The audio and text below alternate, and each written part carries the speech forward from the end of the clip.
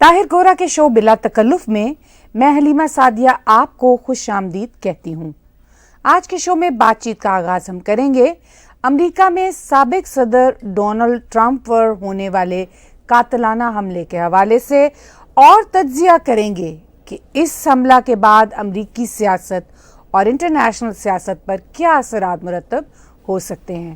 نیز یہ بھی سمجھنے کی کوشش کریں گے کہ پچھلے ہفتے امریکہ میں نیٹو کا اجلاس ہوا، اس کے بنیاد پر کیا اثرات پڑیں گے، اور بھارت میں امریکی سفیر کی اس وارننگ پر بھی تبصرہ کریں گے کہ ابھی امریکہ اور بھارت کے تعلقات اتنے گہرے نہیں کہ امریکہ بھارت کی اسٹریٹجک اٹانومی کا خیال رکھے۔ پاکستان کی سرکار کی جانب سے عمران خان کی پارٹی پر پابندی لگانے کی بات ہو رہی ہے، اس صورتحال کو کیسے دیکھا جا سکتا ہے۔ نیز اس صورتحال پر بھی تبصرہ کریں گے کہ کینیڈین اخبار نیشنل پوسٹ کا مشورہ ہے کہ لبرل پارٹی کے ایم پی ٹروڈو کو پارٹی لیڈر کے عہدے سے ہٹائیں۔ ان تمام سوالات کے لیے آج ہم ایز یوزول بات کریں گے طاہر گورا صاحب سے۔ تو بات چیت کا آغاز کرتے ہیں امریکہ میں سابق صدر ڈونلڈ ٹرمپ پر ہونے والے قاتلانہ حملے کے حوالے سے۔ آپ سیٹرڈے کی شام کو شاید اس ریلی کو یوٹیوب پر لائیو دیکھ رہے تھے، تو اب آپ یہ بتائیے کہ اس تمام صورتحال کو لائیو آبزرو کرنے کے بعد آپ کی کیا رائے ہے؟ دیکھیے، یوٹیوب پہ اور دوسرے سوشل میڈیا پہ on and of president Trump کی ریلی آ رہی تھی۔ میں بالکل شاید اس کو مس کر گیا، لیکن 5-10 منٹ کے بعد میں نے ٹویٹر پہ ایک ٹویٹ دیکھا کہ پریزیڈنٹ ٹرمپ پہ حملہ ہوا ہے۔ تو پھر میں نے آگے پیچھے کر کے دوبارہ سوشل میڈیا کو دیکھا، تو میرا خیال ہے کہ ان پہ حملے کے 5-10 منٹ بعد ہی مجھے اندازہ ہوا کہ یہ ایک خوفناک اٹیک ہوا ہے پریزیڈنٹ ٹرمپ پہ، اور جس کے اب ویڈیو کلپس پوری دنیا کی ٹیلی ویژن کی سکرینوں پہ چل رہے ہیں۔ تو اس وقت امیجیٹلی تاثر یہی تھا کہ امریکہ کی جو پولرائز پالیٹکس ہے وہ پھر شدید وائلنس کا شکار ہوئی ہے، اور میرا خیال ہے میری طرح ملینز لوگ، not just in Canada, in the United States, around the globe tense ہوئے کہ بھئی یہ کیا ہو رہا ہے۔ لیکن جو ایک ریلیف تھا وہ یہ تھا کہ پریزیڈنٹ ٹرمپ اس قاتلانہ حملے سے بچ گئے، کسی سخت حادثے تک پہنچنے کی صورت میں، بلکہ ان کا کافی میں سمجھتا ہوں بچاؤ ہوا، اور ان کے کان رائٹ ایئر پہ کی جلد سے گولی جس طرح نکلی چھلنی کرتے ہوئے، جس طرح خون بہا، پوری دنیا نے دیکھا۔ لیکن پھر اگلے کچھ منٹوں کے بعد یہ بھی اندازہ ہوا انفارچونیٹلی کہ وہاں پہ پریزیڈنٹ ٹرمپ کا جو ایک سپورٹر تھا وہ بیچارہ اس میں مارا گیا، اور شاید 1-2 لوگ زخمی بھی ہوئے۔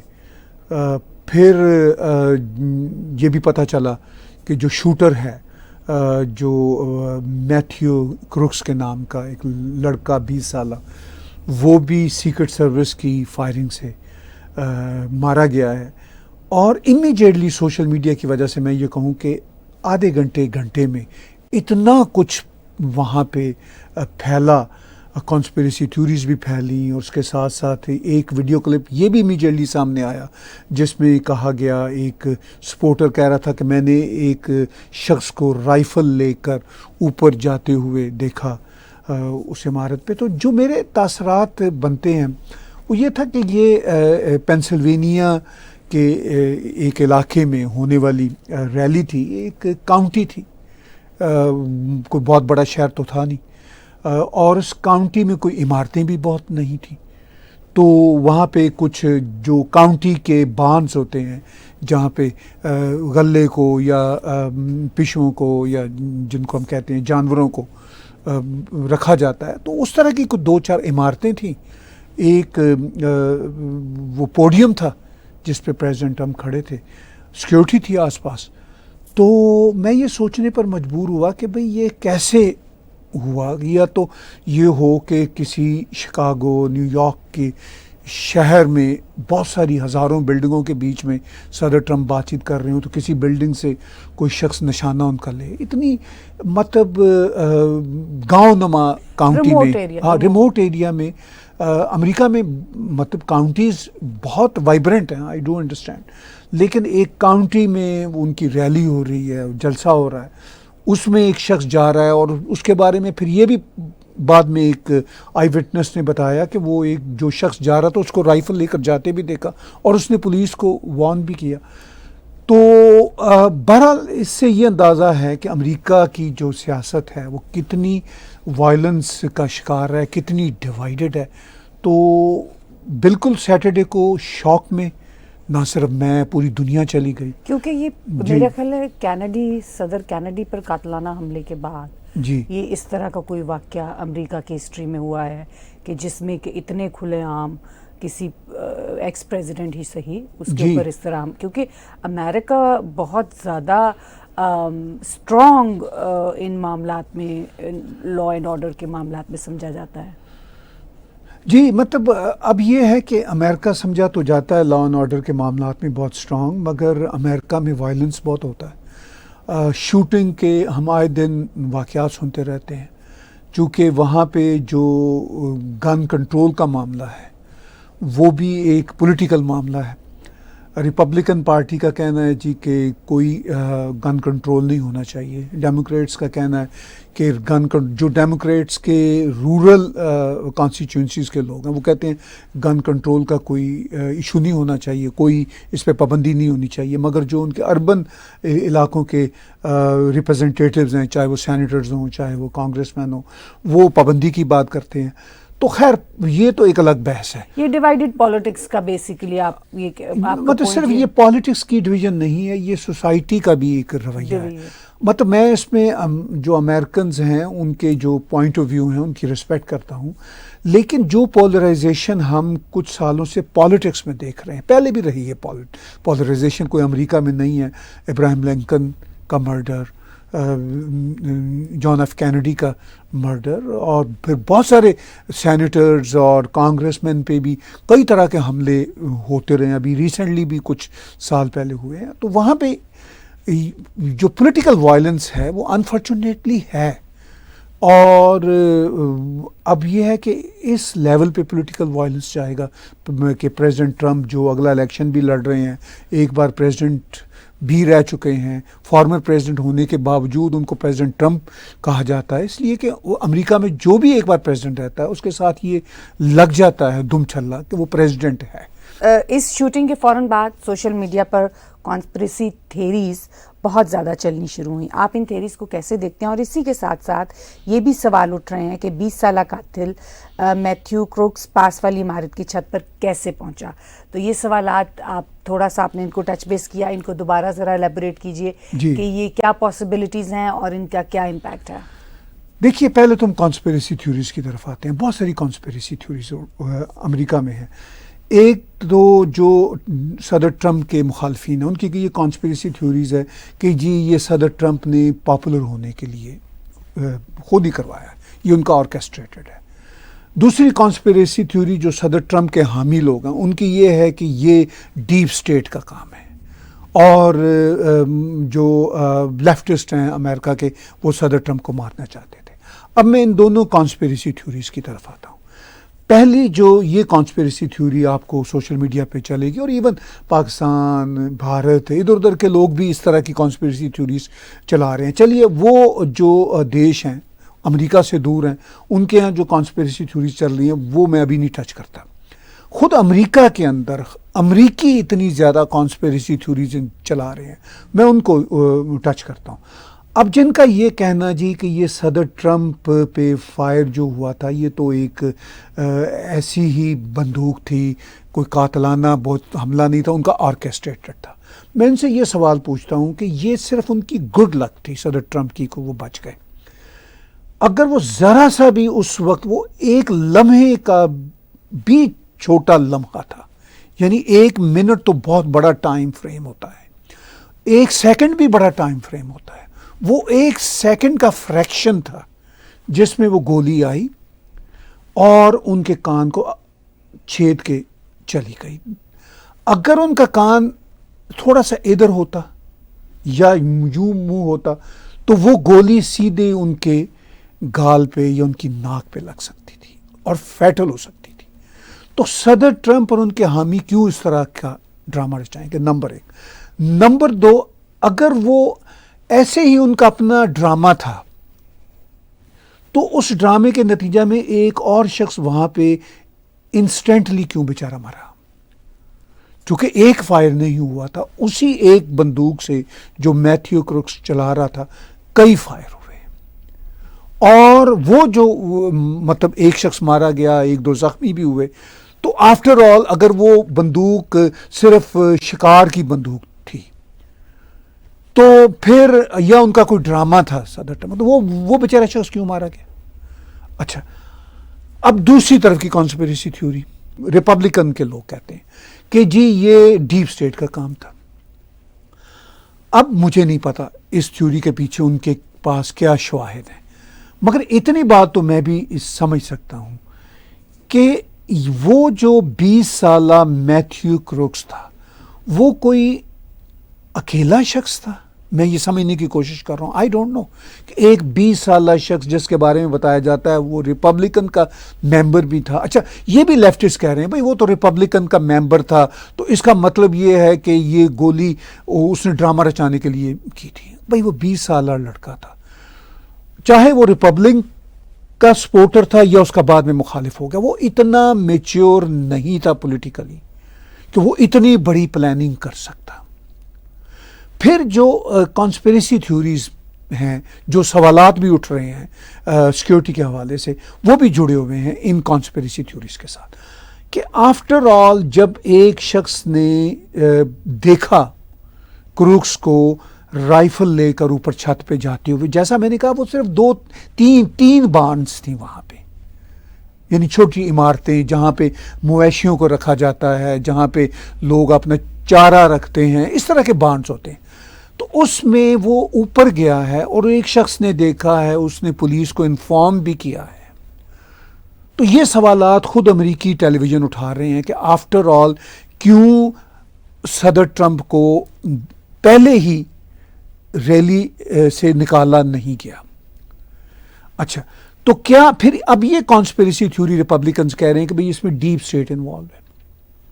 پھر وہ جو لڑکا ہے وہ مارا گیا امیجیٹلی. اب تو ہمارے پاس کوئی انویسٹیگیشن کا طریقہ ہی نہیں ہے کہ اس سے پوچھا جائے کہ بھئی تمہیں کسی نے انسپائر کیا تھا، تمہیں کسی نے کہا تھا کہ تم یہ کام کرو، تمہیں کسی نے کوٹ ان کوٹ ہائر کیا تھا. اچھا، اب وہ ایک لڑکا، مطلب کانسپریسی تھیوریز کے پیچھے جو سوالات اٹھ رہے ہیں وہ یہ کہ وہ ایک لڑکا 20 سالہ اتنا بڑا کام کرنے کے لیے کیسے ایک رورل علاقے کے ایک بارن کی بلڈنگ کے اوپر چڑھا، اور اس کو چڑھتے دیکھا بھی گیا ہے. یہ سیکورٹی پر کوشچن آ جاتا ہے کہ Americans are considered to be the world's finest security people, and they are providing security pretty much everywhere around the world. So how come they can ignore such a big event, such a big happening in such a big crowd, and when it was the question of ex-president of United States? ہاں ایسا ہی ہے، بالکل آپ کی بات ٹھیک ہے. اب دیکھیے وہ جو مطلب ان کی سیکورٹی لیبس جیسے ہم بولتے ہیں، سیکورٹی کا فیل ہونا، یہ خود امریکی میڈیا یہ سوال اٹھا رہا ہے، خود سوشل میڈیا پہ یہ سوال اٹھ رہے ہیں. چلیے سوشل میڈیا کو تو ہم ریجیکٹ کر دیتے ہیں جی کہ یہ تو ایسے ہی مطلب کوئی کروڑوں پاگل لوگ بیٹھے ہوئے ہیں، لیکن جب امریکہ کا مین سٹریم میڈیا یہ سوالات اٹھا رہا ہے اور اس پہ انویسٹیگیشن بھی ہو رہی ہے. مگر یہ میں آپ کو بتاؤں کہ اس طرح کی جو ڈیپ کانسپریسیز ہوتی ہیں ان کے پیچھے کون لوگ ہوتے ہیں، یہ آج تک کبھی ان کی تحقیقات سامنے نہیں آ سکی. اب ہم جو بائیڈن کی طرف آتے ہیں. امریکی صدر جو بائیڈن نے صدر ٹرمپ پر ہونے والے قاتلانہ حملے کی شدید مذمت کی ہے اور قوم سے اپیل کی ہے کہ قوم متحد ہو جائے. آپ اس اپیل کو کیسے دیکھتے ہیں؟ دیکھیے صدر بائیڈن نے قاتلانہ حملہ کی مذمت کی، ان کو کرنی چاہیے تھی. انہوں نے فارمر پریزیڈنٹ ٹرمپ سے فون پہ بات بھی کی ہے، جس کا صدر ٹرمپ نے غالباً 2 بار انہوں نے پریس کانفرنس کی ہے. ایک بار تو اپنے اوول آفس سے ایک میسیج دیا قوم کے نام، پھر وہ ایک اور پریس بریفنگ میں، بہت چھوٹی سی پریس بریفنگ تھی جس میں وہ اپیئر ہوئے، کاملا ہیرس ان کے ساتھ تھیں اور ڈیموکریٹس کے 2-3 لوگ اور ان کے ساتھ تھے، تو اس میں انہوں نے شدید مذمت کی. ان کی شدید مذمت کرنا بنتی ہے، اور as a president of the United States ان کو یہ بات کرنی چاہیے تھی اور انہوں نے کی، یہ اچھی بات ہے. پھر ایک اور جو بات ہے جس کا میڈیا پہ چرچا ہو رہا ہے کہ جی انہوں نے کہا ہے کہ قوم متحد ہو جائے. اب یہ تو ایک پولیٹیکل نیریٹو ہے، ویسے تو جو انہوں نے مذمت کی ہے وہ بھی پولیٹیکل نیریٹو ہی ہوتا ہے، لیکن چلیے وہ ضروری تھا، اگر وہ نہ کرتے تو ظاہر ہے بہت گرل ہوتے، ان کو کرنی چاہیے تھی. اب ان کا یہ کہنا کہ قوم متحد ہو جائے، تو اس پہ بھی سوشل میڈیا پہ اور مین سٹریم میڈیا پہ بھی کئی سوالات اٹھائے جا رہے ہیں کہ کیا اس جو صدر ٹرمپ پہ قاتلانہ حملہ ہوا ہے اس کے بعد امریکن کے پاس ایک اپرچونٹی ہے کہ وہ اب اپنے اختلافات بھول کے متحد ہو جائیں. بھئی یہ صرف پولیٹیکل باتیں ہیں، کہنے کی حد تک باتیں ہیں، ایسا ممکن نہیں ہے. ایسا اس لیے ممکن نہیں ہے کہ امریکہ ہو یا دنیا کا کوئی بھی دیش ہو، فرینکلی اب اتنے پولرائز سماج ہو چکے ہیں، دنیا کے ہر دیش اتنے پولرائز ہو چکے ہیں کہ وہاں پہ یہ باتیں کرنا جی کہ اب لوگ متحد ہو جائیں، قوم متحد ہو جائیں، وہ بے معنی ہو چکی ہیں. اور ویسے بھی پرسنلی میں اس بات سے ایگری بھی نہیں کرتا کہ دنیا کے ہر دیش میں اس دیش کے سارے لوگ متحد ہو جائیں. بھائی ہاؤ از اٹ پاسبل؟ پھر تو ڈیموکریسی ختم ہو گئی، پھر تو آپ کی اوپینین ہی ڈفرینٹ نہیں ہوگی، تو کیسے مطلب آگے نظام چلے گا؟ تو یہ سب ایسے ہی لوگوں کے امکانہ خیالات ہوتے ہیں. ہاں اس حد تک کہ جی آپ کا خیال جو بھی ہے، دوسرے کا خیال جو بھی ہے، مگر قوم اس بات میں متفق ہو جائے، متحد ہو جائے کہ بھئی ہم وائلنس کی مذمت کرتے ہیں. اب بھئی وائلنس کی مذمت تو کر دیتے ہیں، اس میں اچھی بات ہے، وائلنس کی مذمت ہونی چاہیے، مگر وائلنس کی مذمت کے ساتھ ساتھ زیادہ ضروری یہ بات ہے کہ یہ جو بہت ہی پوائزنس ریٹرک ہے، جو بہت ہی ایک دوسرے کے خلاف نفرت انگیز ریٹرک ہے، وہ پھر اس طرح کی پولرائزیشن اور اس طرح کے ایونٹس کو لیڈ کرتا ہے.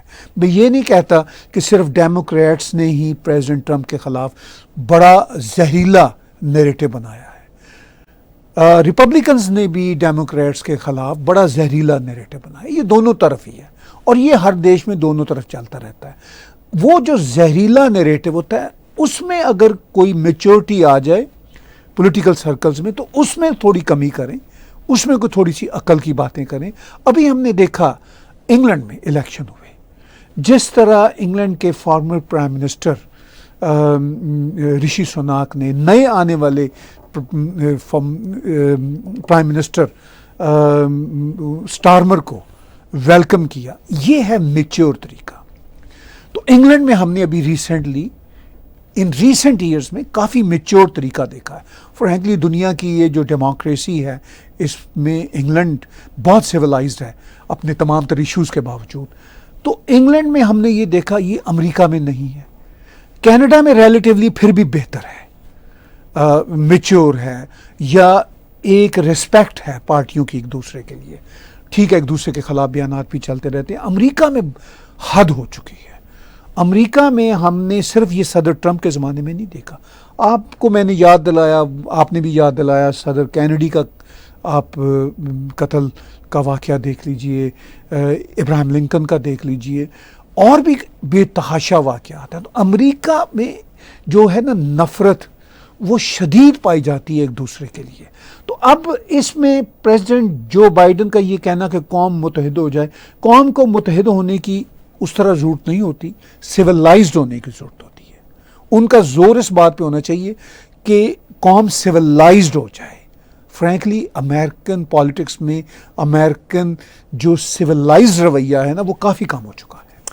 چلیے اب اس حملے کے بعد امریکی سیاست اور انٹرنیشنل سیاست، اس پر اثرات پلیز اس پر تبصرہ کیجیے. جی بڑا اہم یہ سوال ہے. امریکی سیاست پہ ایک بڑا کویسچن مارک، بلکہ امریکی ڈیموکریسی پہ اس حملے کی ضرورت میں ایک بڑا کویسچن مارک آیا ہے کہ بھئی امریکہ کی سیاست کتنی وائلنٹ ہو چکی ہے. امریکہ پوری دنیا میں ڈیموکریسی کا پولیس مین بنا ہوا ہے. ادھر ادھر جہاں کہیں بھی امریکہ کو موقع ملے وہ اپنی بات کرتا رہتا ہے. خود امریکہ دیکھ لے کہ اس کے اندر ڈیموکریسی جو ہے کتنی وائلنٹ ہے. ابھی بھارت میں جو امریکہ کے سفیر ہیں انہوں نے منی پور میں ایک وائلنس ہوا تھا بھارت کی ایک ریاست پہ, اس پہ امریکہ کے سفیر نے ایرک گراسٹی نے صاف کہا جی کہ یہ جو ہم مدد کرنے کو تیار ہیں بھارت کی اس طرح کے وائلنس کے خلاف. میرا خیال ہے کہ امریکی ذرا اپنے گریبان میں منہ ڈالیں اور اپنی مدد ذرا خود ہی کر لیں. تو اس ایکشن کے بعد امریکیوں کی ایک بار پھر آنکھ کھلی ہے کہ بھئی ہم دنیا کو جو لیکچر دیتے ہیں ہمیں اپنے گریبان میں جھانکنا چاہیے کہ ہمارے اندر کیا ہو رہا ہے. تو میں یہ سمجھتا ہوں کہ اس قاتلانہ حملے کے بعد امریکی سیاست پہ کچھ نہ کچھ اثرات ضرور مرتب ہوں گے. ایز آف ناؤ جب ہم شو ریکارڈ کر رہے ہیں وہاں پہ امریکہ میں ریپبلکنز کا ایک بہت بڑا کنونشن چل رہا ہے, اور یہ کنونشن 2 روز بعد یعنی 2 روز پہلے صدر ٹرمپ پہ قاتلانہ حملہ ہوا ہے. تو اس کے بعد یہ جو کنونشن چل رہا ہے تو اس میں یہ بہت ساری باتیں سوچیں گے کہ بھئی آفٹر آل یہ جو ہم نے اتنا زہریلا نیریٹو, پوائزنس نیریٹو ایک دوسرے کے خلاف چھوڑا ہوا ہے, لیفٹیز زیادہ زہریلا کرتے ہیں, پھر ریپبلکنز بھی کرتے ہیں, تو یہ کب تک چلے گا؟ میرا یہ خیال ہے یہ چلتا رہے گا. تھوڑا سا ایک ان کو جیسے کہتے ہیں نا الرٹ ملا ہے دونوں پارٹیوں کو, لیکن بہرحال یہ رکنے والا کام نہیں ہے. اب انٹرنیشنل سیاست پہ کیسے اثر پڑے گا؟ اب دیکھیے انٹرنیشنل پالیٹکس, انٹرنیشنل ایرینا پہ ہم جو مرضی کہہ لیں, جتنی مرضی تنقید کر لیں, امریکہ سب سے بڑا پلیئر ہے, امریکہ سب سے بڑا پاورفل دیش The mighty America. ٹھیک ہے. وہ جو ہے اب یہ جو ایونٹ ہے جو صدر ٹرمپ پہ قاتلانہ حملے کی صورت میں ہوا ہے, اب دنیا میں اور بھی کہیں نہ کہیں ہوتا رہتا. ساؤتھ کوریا میں ہوا تھا پچھلے دنوں, جاپان میں ہو چکا ہے اب ریسنٹ ایئرز میں, اور دنیا میں ہر جگہ کہیں نہ کہیں ہوتا رہتا ہے. اب جہاں کہیں بھی ہوگا تو وہ پھر یہی ہے جی کہ یہ تو اگر امریکہ میں ہو سکتا ہے تو ہمارے یہاں بھی ہو سکتا ہے. ایک تو یہ اثر ہے. دوسرا, چونکہ امریکہ کی جو اس وقت کی پالیٹکس ہے, خاص طور پہ اس وقت کی جو پالیٹکس ہے, وہ 3rd ورلڈ وار کے پوٹینشیل کے ساتھ جڑی ہوئی ہے, کیونکہ یوکرین, نیٹو ایک دوسرے کے سامنے آمنے سامنے کھڑے ہیں. مطلب روس اور نیٹو ایک دوسرے کے آمنے سامنے کھڑے ہیں. اب روس اور نیٹو چونکہ یوکرین کے پیچھے ہے, یوکرین ابھی ان کا حصہ نہیں ہے, لیکن اس کے باوجود ابھی نیٹو کا جو اجلاس ہوا اس میں سارا مسئلہ ہی روس تھا. تو اب یہ جو قاتلانہ حملہ ہے یہ بتائے گا کہ بھئی امریکہ کتنا اسٹرانگ رہ سکتا ہے پولیٹیکلی اور دنیا پہ کتنا اثر انداز ہو سکتا ہے, یہ تو آنے والا وقت بتائے گا. تو بہرحال اس اٹیک سے دنیا بھی ہلی ہے اور امریکہ بھی ہلا ہے فار دا ٹائم بھی. اب ہم اسی بات کو آگے لے کے چلتے ہیں جو آپ نے نیٹو کے حوالے سے کی کہ پچھلے ہفتے امریکہ میں نیٹو کا اجلاس ہوا. اس نیٹو کے اجلاس کے دنیا پر کیا اثرات ہیں؟ دیکھیے بڑے اہم انسیڈنسز ہو رہے ہیں. ایک طرف تو حملہ ہوا نیٹو کے اجلاس کے غالباً 2-3 روز بعد صدر ٹرمپ پہ, اور پھر آلریڈی اسکیجول تھا ریپبلکن کا کنونشن جو اس وقت ہو رہا ہے. اب نیٹو کے اجلاس میں بھی ہائی پروفائل سیکیورٹی چاہیے تھی, بڑی اچھی سیکیورٹی رہی, لیکن وہ چونکہ انڈور تھا تو وہ اس کو کنٹرول کرنا آسان ہے اس طرح کے ایونٹ کو. ابھی بھی جو کنونشن ہو رہا ہے یہ بھی انڈور کنونشن ہے, اس کو بھی کنٹرول کرنا ریلیٹیولی آسان ہے. لیکن جو جیسے ریلی تھی وہ تو آؤٹ ڈور ہوتی ہے پبلک کے لیے, اس میں تو ڈگنیٹریز نہیں ہوتی, اس میں تو عام جنتا ہوتی ہے, تو اس کو ذرا کنٹرول کرنا مشکل ہوتا ہے. تو اسی کانٹیکس میں نیٹو کے اجلاس کو دیکھ رہا ہوں. اب نیٹو کا اجلاس جو ہے وہ اچھا تو ہو گیا ان کے اپنے پوائنٹ آف ویو سے, اور اس میں ایک ایشو رہا کہ روس کا خاتمہ ہونا ہے, روس کو نیچا دکھانا ہے. روس پہ پہلے ہی پتہ نہیں کچھ 1700 کچھ نہیں, I think 17,000 some thing sanctions لگی ہوئی ہیں. تو مطلب اور سینکشنز لگا دی انہوں نے. تھوڑا سا انڈیا کو وہ سائڈ لائن میں انہوں نے کر دیا. جیک سلیون نے کہہ دیا جی انڈیا کا اچھا نہیں ہے روس کے ساتھ ملنا وغیرہ وغیرہ اس طرح کی باتیں. لیکن نیٹو میں یہ بات انڈیا کے حوالے سے ڈسکس نہیں ہوئی، لیکن نیٹو میں جو کچھ ڈسکس ہوا اس میں نمبر 1 نشانے پہ روس تھا، پھر چین تھا، اور پھر روس کو جو بھی مدد دینے والے لوگ تھے۔ آپ کو ایسا نہیں لگتا کہ یہ کولڈ وار جو رشیا اور امریکہ کے درمیان ہوئی تھی وہ دوبارہ سے ایک اور طرح کے اس میں داخل ہو گئی؟ دیکھیے یہ کولڈ وار انفیکٹ کبھی بھی امریکہ یا ویسٹ کے پوائنٹ آف ویو سے ختم نہیں ہوئی۔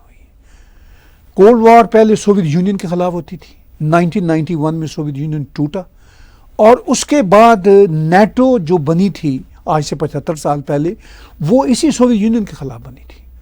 اصولی طور پر تو یہ ہونا چاہیے تھا کہ جب سوویت یونین ٹوٹ گیا تھا تو نیٹو ٹوٹ جاتا، اور ایون کچھ سالوں بعد سوویت یونین کے ٹوٹنے کے کچھ سالوں بعد ہم نے دیکھا کہ ولادیمیر پوتن اور رشین فیڈریشن نیٹو کے کنٹریز کے، یورپین یونین کے اور امریکہ کے بہت قریب آ گئے تھے، ان کی بہت دوستیاں ہو گئی تھی آپس میں، تو پھر تو نیٹو کا کوئی جواز نہیں رہتا تھا۔ برانڈ نیم ایک بن گیا تو پھر برانڈ نیم کو ہٹانا بڑا مشکل سا ہو جاتا ہے۔ پھر نیٹو کا کوئی جواز اس لیے نہیں رہتا تھا کہ نیٹو ان کے خلاف بنی تھی۔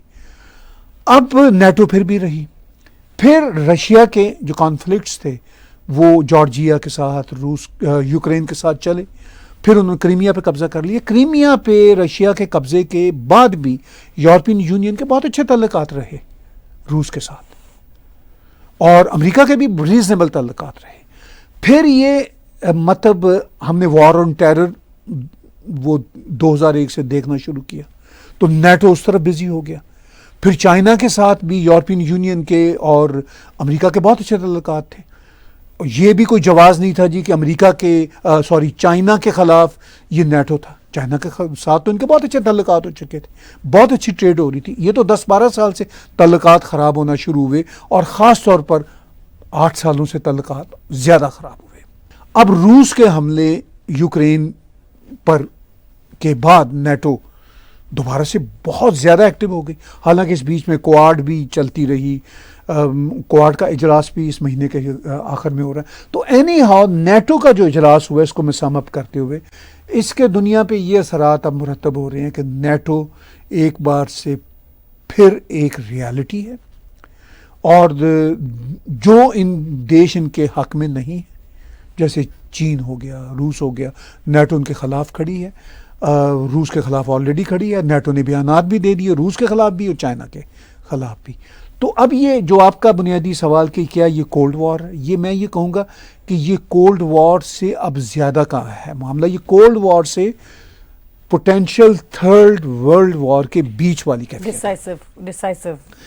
ڈیسائسو نہیں میں کہوں گا، یہ کولڈ وار سے پوٹینشیل تھرڈ وار کے بیچ والی صورتحال ہے، یہ کسی طرف بھی جا سکتی ہے آگے کے حالات کے مطابق۔ اب آپ بھارت میں امریکی سفیر کی اس وارننگ پر بھی تبصرہ کیجئے، جس میں امریکی سفیر ایرک گارسیٹی نے کہا ہے کہ ابھی امریکہ اور بھارت کے تعلقات اتنے گہرے نہیں کہ امریکہ بھارت کی اسٹریٹجک اٹانومی کا خیال رکھے۔ جی یہ تو بہت ہی اہم اور بہت ہی سینسٹیو ایشو ہے۔ دیکھیے میں نے اور آپ نے پچھلے ہفتے شو میں بات کی تھی کہ پرائم منسٹر مودی کا جو رشیا کا وزٹ تھا، اس کے بعد ہمیں یہی خدشہ تھا کہ ویسٹرن میڈیا تنقید کرے گا، اس نے تو کی، لیکن پھر وہ تنقید کم ہو گئی جب پرائم منسٹر مودی نے ولادیمیر پوتن کے سامنے اپنے دورے کے دوسرے روز ان سے یہ کہا کہ جنگ جو ہے وہ مسائل کا حل نہیں ہے۔ لیکن امریکہ کی طرف سے یہ ہم نے جو ہے ریٹرک، ہیٹڈ ریٹرک بڑھتے دیکھا۔ امریکہ کے نیشنل سیکیورٹی ایڈوائزر جیک سالیون نے کہا کہ بھئی رشیا کے اوپر جو بھارت بیٹ کر رہا ہے، یعنی جو ڈپینڈنسی کا کر رہا ہے، یہ بھارت کے لیے کوئی اچھا شگن نہیں ہے، بھارت کو منہ کی کھانی پڑے گی۔ کچھ اس طرح کی بات انہوں نے ٹویٹر پہ کی جس کی ٹرانسلیشن ایسی ہی بنتی ہے۔ غالباً 10 جولائی کو انہوں نے یہ کہا۔ پھر 11 جولائی کو مسٹر گارسیٹی جو ایمبیسڈر ہیں امریکہ کے انڈیا میں، تو انہوں نے 2 بڑی سخت باتیں کی۔ انہوں نے کہا کہ ایک تو یہ کہ ابھی بھارت اور امریکہ کے تعلقات اتنے گہرے نہیں ہیں کہ بھارت کو مطلب کھل کے کھیلنا چاہیے. ان کے کہنے کا مقصد یہی تھا. پھر انہوں نے یہ کہا جی کہ یہ کانفلکٹ کا ٹائم ہے, یہ جو اسٹریٹجک اٹانومی بھارت دیکھتا ہے یہ نہیں پاسبل, یا تو پھر بھارت ہمارے ساتھ رہے یا نہ رہے. ان کی ٹرانسلیشن یہ تھی. تو میرا یہ خیال ہے کہ امریکی ایمبیسڈر ایرک گارسیٹی کی یہ کافی غیر ذمہ دارانہ بات تھی, نہ صرف ان کی بلکہ اس پہ بھی رد عمل آیا. جو اسٹیٹ ڈپارٹمنٹ کے میتھیو ملر نے بات کی تھی, اس نے یہ کہا تھا کہ ہمارا بہت بڑا کنسرن ہے بھارت کا روس کے ساتھ تعلقات بنانا. وہ بھی کافی کنسرننگ بات کی انہوں نے, جس پہ بھارت کا کنسرن ہونا چاہیے. پھر جیک سلیون نے جو بات کی, اس کے بعد بھارت کے نیشنل سیکورٹی ایڈوائزر نے, جیک سلیون جو امریکہ کے نیشنل سیکورٹی ایڈوائزر, ان سے فون پہ بات چیت کی. ان سے فون پہ بات چیت کے بعد بھارت کی ایک فارمل سٹیٹمنٹ سامنے آئی جو بڑی ڈپلومیٹک لینگویج میں تھی. اس سے ہمیں اندازہ نہیں ہوتا, لیکن میں گیس کر سکتا ہوں کہ ظاہر ہے یہ ایک سینسٹیو ایشو تھا. تو بھارت کے نیشنل سیکورٹی ایڈوائزر نے اپنا پوائنٹ آف ویو ان کو کھل کے بتایا ہوگا کہ بھئی آپ اس طرح کی باتیں کیوں کرتے ہیں, خاص طور پر جو امریکی ایمبیسڈر نے جو کچھ کہا. تو بھارت میں امریکی ایمبیسڈر نے جو کہا اس پہ کافی ریاکشن بھارت کے میڈیا میں ہوا. بھارت کی سرکار کی طرف سے کوئی اس پہ جو ریاکشن ہے وہ واضح ابھی تک سامنے نہیں آیا, سوائے اس کے کہ نیشنل سیکورٹی ایڈوائزر نے بات کی ہے امریکہ کے نیشنل سیکورٹی ایڈوائزر سے. لیکن امریکی سفیر کا یہ کہنا, یہ سے صاف پتہ چلتا ہے کہ امریکہ کا ابھی بھی جو کلونیل مائنڈ سیٹ ہے وہ ختم نہیں ہوا. ان کا یہ کہنا ہے جی یہ کانفلکٹ کا سمے ہے, یہ کانفلکٹ ہے, تو اس میں آپ اسٹریٹجک اٹانومی کی بات بھارت نہیں کرنی چاہیے. اب یہ کانفلکٹ کس کا ہے؟ یہ کانفلکٹ بھارت کا تو نہیں ہے. یوکرین والا کانفلکٹ یہ بھارت کا نہیں ہے. یہ کانفلکٹ یوکرین والا کانفلکٹ ویسٹرن ورلڈ کا رشیا کے ساتھ ہے. اب مسئلہ وہی ہے کہ جو جے شنکر صاحب نے پچھلے سال بات کی تھی کہ مغربی دنیا کا یہ خیال کہ جو ان کا پرابلم ہے وہ پوری دنیا کا پرابلم ہونا چاہیے, اور جو دنیا کے پرابلم ہے وہ ان کے پرابلم نہیں ہے. ٹھیک ہے, جیسے یہ اب جو کچھ اسرائیل اور حماس میں ہو رہا ہے, اس پہ امریکہ کو بیانات تو دیتا رہتا ہے, لیکن آپ دیکھ لیجیے اس میں جتنی خوفناک تباہی ہو رہی ہے اس پہ امریکہ کا کنسرن بہت کم ہوتا ہے ایز کمپیئر ٹو یوکرین کے مسئلے میں. یوکرین حالانکہ امریکہ سے کوسوں دور ہے, جس طرح غزہ کوسوں دور ہے اسی طرح یہ بھی کوسوں دور ہے. لیکن بھارت میں بیٹھ کے بھارت میں امریکی سفیر یہ باتیں اور یہ لیکچر دے رہے ہیں, یہ وہ دیتے رہیں گے. یہ ان کا سٹائل ہے امریکیوں کا, یا ویسٹرن ورلڈ پورے کا یہ سٹائل ہے. اس سے یہ باز نہیں آئیں گے. میں نے پچھلے شو میں آپ کے ساتھ کہا تھا کہ بھارت کو وہی کرنا ہے جو اس کو سوٹ کرتا ہے, اور وہ بھارت پہلے بھی وہی کرتا رہا, آئندہ بھی کرتا رہے گا. انٹرسٹنگ بات یہ ہے, مجھے خوشی ہوئی کہ بھارت کی جو اپوزیشن پارٹی ہے کانگریس, اس نے بھی شدید مذمت کی ہے امریکہ کے منی پور پہ بیانات کے حوالے سے. تو اس سے یہ پتہ چلتا ہے کہ بھارت کی اپوزیشن جو ہے وہ بھی اپنی پوزیشن لے رہی ہے. یہ ایک اچھی بات ہے. مطلب اس کا مطلب یہ نہیں ہے کہ وہ اگر امریکہ کے بھارت کے ساتھ اب اچھے تعلقات ہیں تو وہ بھارت کی سرکار کو نشانے پہ رکھیں. اپوزیشن بھارت کی, ان کو امریکہ کو نشانے پہ رکھنا چاہیے. ٹھیک ہے, وہ بھارت کی سرکار سے یہ کہہ رہے ہیں کہ آپ کیوں امریکہ کو تنقیدی جواب ذرا کڑے سے کڑا نہیں دیتے. یہ بات وہ اچھی کر رہے ہیں, اور بھارتی حکومت کو کڑے سے کڑا جواب دینا ہوگا. لیکن یہ امریکہ بہرحال ایک مائٹی پاور ہے, جیسا میں نے شروع میں کہا, وہ اسی طرح کی باتیں کرتے رہیں گے. بھارت کو اور مائٹ بننا ہے. جب تک بھارت اور مائٹ نہیں بنے گا, بھارت اس طرح امریکہ کو ہینڈل نہیں کر سکے گا. چلیے اب پاکستان کی جانب چلتے ہیں. پاکستان کی حکومت نے عمران خان کی پارٹی پر پابندی لگانے کی بات کی ہے. اب یہ اس صورتحال کو بتائیے. بڑی انٹرسٹنگ صورتحال ہے, کیونکہ پابندی بھی لگانا اور پھر سیٹوں پہ بھی بات ہونا, کچھ عجیب سے ملی جلے الارمز ہیں. دیکھیے, پاکستان کی حکومت کی طرف سے یہ اعلان سامنے آیا ہے کہ ہم پاکستان تحریک انصاف یعنی عمران خان کی جماعت پہ پابندی لگائیں گے. اور یہ جو ابھی آپ نے سیٹوں کا ذکر کیا, یہ اس لیے سامنے آیا کہ پاکستان کی سپریم کورٹ نے جو مخصوص سیٹیں ہیں, جو ایک طرح سے کوٹے کی سیٹیں ہوتی ہیں, پارٹیوں کو ملتی ہیں, وہ پی ٹی آئی کو دینے کا اعلان کیا تھا. یعنی فیصلہ دیا تھا کہ ان کو ملنی چاہیے، وہ ٹھیک فیصلہ تھا پاکستان سپریم کورٹ کا۔ اب ہم دیکھ رہے ہیں کہ اصل میں یہ پاکستان کی جو حکومت ہے، سیاسی حکومت، اس کا یہ موقف صرف نہیں ہے، یہ تو وہی کرے گی سیاسی حکومت جو پاکستان کی ملٹری کہے گی۔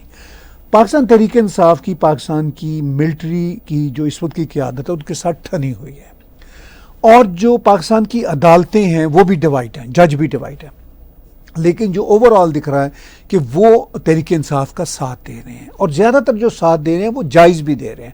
مثال کے طور پر عمران خان کے خلاف کچھ بیکار کے مقدمے جیسے عدت کیس اور یہ اسٹوپڈ قسم کے جو مقدمے ہیں، Unnecessary. ہاں، جو ابھی عدالتوں نے برخاست کیے ہیں، کرنے چاہیے تھے، وہ ٹھیک کیے انہوں نے۔ اب ملٹری یہ دیکھ رہی ہے کہ عدالتیں ملٹری کی اس طرح نہیں سن رہی جس طرح پہلے عدالتیں سنا کرتی تھی ماضی میں، تو عدالتوں کا نہ سننا ملٹری کے لیے علام ہے۔ تو ملٹری پھر اب حکومت، چونکہ ان کی پپٹ گورنمنٹ ہے، تو ان کو یہ کہہ رہی ہے کہ اچھا ٹھیک ہے، پھر آپ یہ چال چلیں وہاں سے، جیسے شطرنج کا کھیل ہوتا ہے نا، وہ ملٹری دیکھتی ہے کہ عدالتیں ان کے اس طرح قابو میں نہیں ہیں، تو وہ اپنے مہرے چل رہی ہیں، وہ شاید اپنے مہرے نہیں چل رہی، وہ جو فیصلے بنتے ہیں وہی دے رہے ہیں۔ اب ادھر پھر وہ ملٹری کہتی ہے کہ اوکے چلے ہم پھر اپنے مہرے چلتے ہیں، تو ان کے پاس یہی عطا تارڑ اور پاکستان کے جو باقی پولیٹیشین جو اس وقت ان کے پپٹس ہیں، وہ ان کو استعمال کر رہے ہیں کہ بھئی آپ ایک اعلان کر دیں، اور سپریم کورٹ میں ایک پٹیشن لے کے جائیں گے حکومت کے لوگ کہ جی تحریک انصاف چونکہ ایک فتنہ ساز، فتنہ ڈالنے والی جماعت ہے، تو اس پہ پابندی لگا دی جائے۔ اب وہ یہ پٹیشن اس سپریم کورٹ کے پاس لے کر جائیں گے جو supreme court already Imran Khan اور ان کی پارٹی کو ریلیف دے رہی ہے، لیکن وہاں پہ کچھ ججز ابھی بھی ہیں جو عمران خان کے خلاف ہیں، کچھ ججز عمران خان کے حق میں ہیں، کچھ ججز عمران خان کے جو خلاف ہیں ان کے پاس کوئی لاجک ہوگی یا وہ اسٹیبلشمنٹ کے مورے ہیں، کچھ ججز جو عمران خان کے حق میں ہیں وہ عمران خان کہ فطری طور پر ان کے ساتھ ہوں گے، اور اس کے ساتھ ساتھ یہ امکان بھی ہے کہ وہ صحیح جسٹس بھی ڈیلیور کرنا چاہتے ہیں۔ یہ دونوں باتیں، چونکہ عمران خان اور ان کی پارٹی کے خلاف جو مقدمات ہیں وہ بھی بڑے بوگس قسم کے مقدمات ہیں نا۔ تو اس ساری صورتحال میں اب پاکستان میں پولیٹیکل ہلچل شدید ہوئی ہے۔ ہم پچھلے کچھ ہفتوں سے دیکھ رہے تھے، محسوس کر رہے تھے کہ یہ پولیٹیکل ہلچل نہیں ہے، اب یہ پولیٹیکل ہلچل آگے کے مرحلے میں داخل ہوئی ہے۔ دیکھتے ہیں کشتی کہنا زیادہ، ہاں، تو وہ اب آگے کے مرحلے میں ہم چل کے دیکھتے ہیں کہ یہ جو پولیٹیکل ہلچل ہے یہ اب کیا شکل اختیار کرتی ہے، کس رخ کو جائے گی۔ چلیے جی، آخر میں کینیڈین اخبار نیشنل پوسٹ میں چھپنے والے ایک اوپیڈ پر تبصرہ کریں جس میں کہا گیا ہے کہ لبرل پارٹی کے ایم پی ٹروڈو کو پارٹی لیڈر کے عہدے سے ہٹائیں، ایم پیز ملیں اور وہ ہٹائیں۔ جی یہ کیا بات ہے؟ دیکھیے ایک اخبار کا اوپیڈ ہے جس میں یہ کہا گیا ہے، یہ اوپیڈ صرف ایک اخبار کا ہی نہیں، لبرل پارٹی کے اندر سے بھی یہ آوازیں اٹھ رہی ہیں، جیسا کہ امریکہ کی جو ڈیموکریٹ پارٹی ہے وہ بھی لبرل پارٹی ہے، ان کے اندر بھی یہ آوازیں اٹھ رہی ہیں کہ جو بائیڈن کو ہٹایا جائے۔ اب چونکہ صدر ٹرمپ پہ حملے کے بعد یہ ابھی 2-3 دن سے یہ آواز کم ہو گئی ہے، اس لیے کہ اب ایک نیا ایشو وہاں پہ آ گیا، اب کنونشن بھی چل رہا ہے، وہ کنونشن کے بعد پھر کیا صورتحال ہوگی وہ الگ بات ہے۔ اب کینیڈین صورتحال، اب کینیڈین لبرل پارٹی کے جو ایم پیز ہیں کچھ تو بول رہے ہیں، آلریڈی بول چکے ہیں کہ بھئی ٹروڈو صاحب ہمیں الیکشن اگلا ہروائیں گے، ان پاپولر ہو چکے ہیں، ان کو چاہیے کہ سٹیپ ڈاؤن کر جائیں اور پارٹی لیڈر کے عہدے سے نکل جائیں۔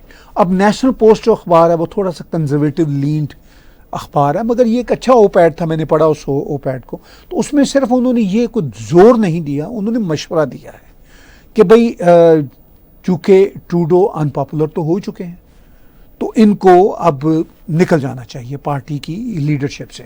تو اس ساری صورتحال میں اب ٹروڈو ان کی بات سنیں گے یا نہیں سنیں گے؟ میرا اوپینین یہ ہے کہ ٹروڈو نہ اپنے ایم پیز کی بات سنیں گے، جو ابھی چونکہ ایم پیز کی بڑی تعداد نہیں کہہ رہی، کچھ ایم پیز کہہ رہے ہیں، ہاں کو 50-100 ایم پی کہیں گے تو پھر ان کو سننا پڑے گا۔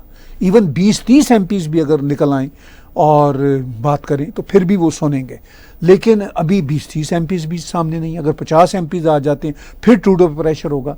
لیکن ٹروڈو پہ بہرحال پریشر ہے، مگر ٹروڈو چاہیں گے کہ وہ اس ریس میں بندھے رہیں اور جیسا میں نے پچھلے بھی چند بار اب اسی شو میں آپ کے ساتھ بات چیت کرتے ہوئے کہا کہ ٹروڈو ٹھیک ہے اس وقت بڑے ویک ہیں، لیکن اگر ٹروڈو پارٹی کے ساتھ چمٹے رہے تو ٹروڈو پانسا پلٹ بھی سکتے ہیں. الیکشن اب بھی سال سوا سال بعد ہے، تو اس وقت تک کیا صورتحال بنتی ہے کینیڈا کے حالات کی یہ ہم کچھ یقین سے نہیں کہہ سکتے، لیکن یہ بات طے ہے کہ ٹروڈو اس وقت بہت زیادہ ان پاپولر ہے اور ایک سیزنڈ پولیٹیشین ہیں. بہرحال آج کے بلا تکلف تبصروں کا بہت بہت شکریہ. ہم آپ سے گاہے بگاہے تبصرے لیتے رہیں گے. آج کا بلا تکلف شو طاہر گورا اور میرے ساتھ دیکھنے کا بہت شکریہ. آپ ہمارے ٹیگ ٹی وی کے یوٹیوب چینل کو سبسکرائب کیجئے. ہمارے اسی چینل پر موجود ڈونیٹ کے بٹن کو دبا کر آپ پیٹریون، پے پال یا کریڈٹ کارڈ کے ذریعے ڈونیٹ کر سکتے ہیں.